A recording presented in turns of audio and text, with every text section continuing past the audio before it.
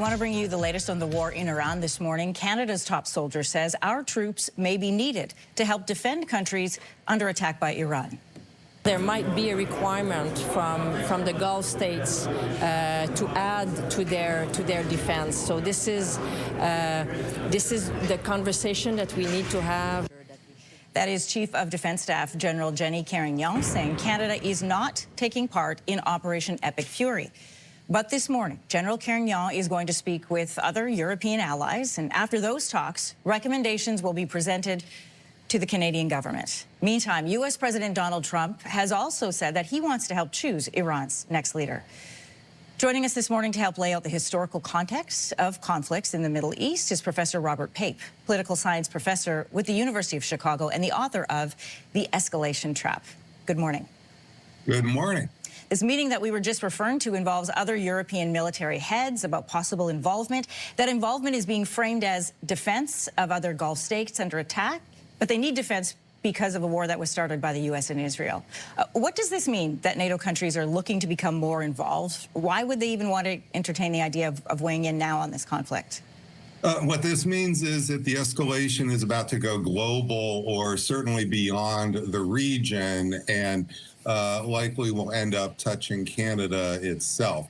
So you have to understand that for over a century, states have been trying to topple regimes with air power alone. I've studied each and every one of these. I've written a big book, Bombing to Win. I have a Substack called The Escalation Trap that lays all this out.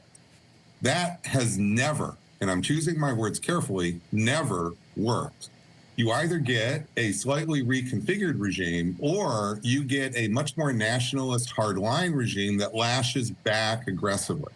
Now, Iran, after we decapitated the supreme leader, which was a operation that tactically successful, has already lashed back. And they've lashed back aggressively, shutting down tourism widely across the Middle East, shutting down virtually the entire traffic through the Straits of Hormuz. This is, in effect, tens of billions of dollars on a daily basis in the global economy. Well, now, and also drone attacks on many installations, civilian and military. And they're punishing the states for supporting the United States. Well, now, if Canada, of course, gets in, this is likely to widen because they've made quite clear their targeting strategy is to punish states for supporting the United States. And their regime survival, if you see it, that they're trying to hold on for their survival, then they really don't have much reason to limit and restrain themselves because, after all, President Trump is telling them he is going to smush them. And so this is the dilemma we're in. It's the trap of escalation, and it's up to Canada to decide, is it worth the cost to its people to get itself into this war? Robert, you used the word that this makes it global and that they will lash back, and there is history and precedent for this. So what changes if more European countries and Canada become involved? And as this war with no timeline drags on, do we expect more involvement from NATO countries? Well, what changes if the Europeans and the Canadians get involved is terrorism. So right now, they can punish, harm the regional states with drones. And those drones are punishing, but they're also very precise. And so they don't have that widespread indiscriminate effect. Now, terrorism is a different story, and the Iranians have supported terrorism for a long period of time. This is this is not a surprise to anybody. And so they've also, in the region, been breaking thresholds. So they have not been restrained as they were for years. Now they're aggressively breaking thresholds. The next threshold, if this goes global, would be indiscriminate terrorism. Think of civilian airliners, just all kinds of different ways in which terrorism would suddenly be a risk. And when countries are hit with terror, their automatic response is to respond with force. I want to ask you and delve into in the short term, but notice that that's what democracies do. I've studied this. I'm dying to win, big books. I'm one of the world's experts on suicide terrorism. And so what happens in the short term, man, is you're exactly right. You double down, just as President Trump doubles down in the short term. But the problem here is the soft underbellies of democracies is politics and staying in for the long haul. And all of our opponents have known this since Vietnam, and that's why we lose so many of these conflicts. We don't take the politics seriously. We say, oh no, we'll double down. Well, the problem is you got to think out 2, 3, 4 months, not just the next day. It is that depth of expertise, which is why we're so glad to have you with us this morning. And I want to ask you about Trump's latest comments saying he wants a role in selecting Iran's next leader. History shows us what has happened when the U.S. becomes involved in picking a leader for Iran. Trump also telling NBC News he has a preference for a, quote, good leader. Can you remind everybody what history tells us about what happens when the U.S. has been involved in picking a leader for a country like Iran? Well, let's pick Gaddafi. So the very first precision attack with precision weapons was April 1986.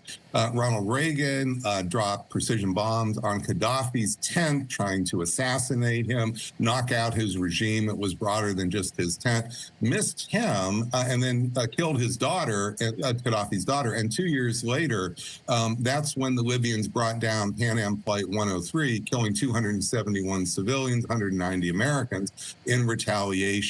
Lots of documentation underneath that. And the list just goes on and on. You see, when you go at the leader, and even when you take them out, you often get much more aggressive hardliners, because who's going to take over is likely aggressive, because if they're not, they'll get shot in the back of the head by their own people. So it's not like they just have to worry about American or Israeli bombs coming at them.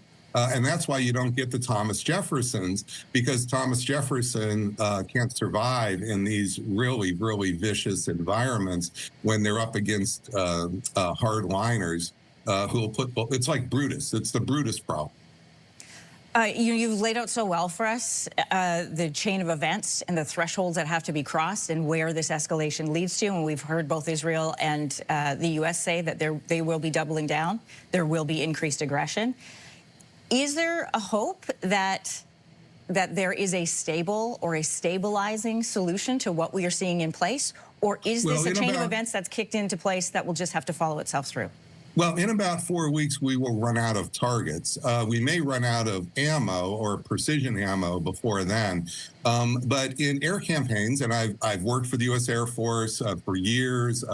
I've advised Chief of Staff of the Air Force every White House since from 2001 to 2024. So this is my specialty.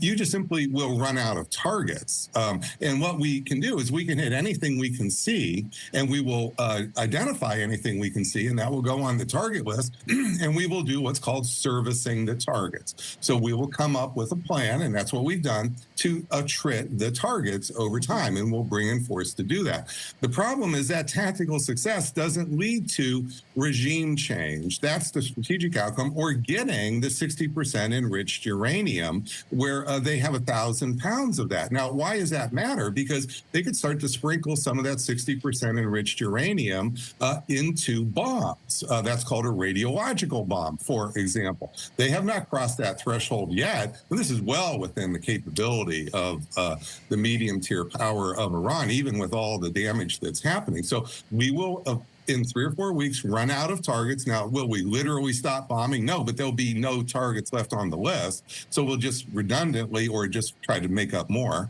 And we've done that in the past. And then the real question is, what do you do about the regime, and what do you do about the uranium? Do you just walk away, say, oh, okay, I hit my 2,500 targets, I'm going home now? That's the real thing. That's what the leaders need to think about. We need to have a plan, strategy, not just simply say we're doubling down and we're going to have a PR plan where it's about PR with the public. And that's how democracies get themselves in these sticky wickets, because the leaders don't want to look weak in front of their publics. And that's how you have forever wars that don't play itself out. That's why you go down these roads, and then the leaders go down in history dismally here. But they don't go down in history dismally on day one or in the first month. However, history is not kind to not having a true strategy. I'm up for strategy. It's not that I want this to fail. We have to come up with an actual strategy, though, as opposed to knee-jerk reaction where we're worried about the public's reaction. Professor Robert Pape, it has been a fascinating conversation with you this morning. You've brought up a couple of things that in a later interview, we're going to be speaking with former National Security Advisor John Bolton on this program. We will ask him about strategy and some other things as well. You should bring us both on to debate because he really wants to go deeper in. I don't. And so why don't you set up a 10-minute debate where we can actually have a real discussion? I think this could actually be helpful, not just to your public, but the Canadian leaders. Let's have a real discussion with Mr. Bolton. I respect him. I disagree with him, but I do respect him.